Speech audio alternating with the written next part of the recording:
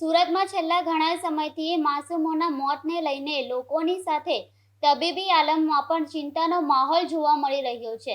ત્યારે નવાગામ ડિંડોલી વિસ્તારમાં રહેતા પરપ્રાંતીય શ્રમિક પરિવારની 3 વર્ષની માસૂમ બાળકીને ઝાડા ઉલટી થયા હોવાથી ખાનગી હોસ્પિટલ બાદ વધુ સારવાર માટે સિવિલમાં ખસેડવામાં આવી હતી, જ્યાં તબીબોએ તેને મૃત જાહેર કરતા પરિવાર શોકમાં ગરકાવ થઈ ગયું હતું।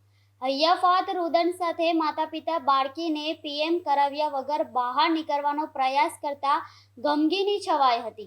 બિહારના વતની અને કાપડની કંપનીમાં મજૂરી કામ કરતા શત્રુધન કુમાર ચૌહાણ પત્ની અને 2 બાળકો સાથે નવાગામ ડિંડોલી ખાતે રહે છે।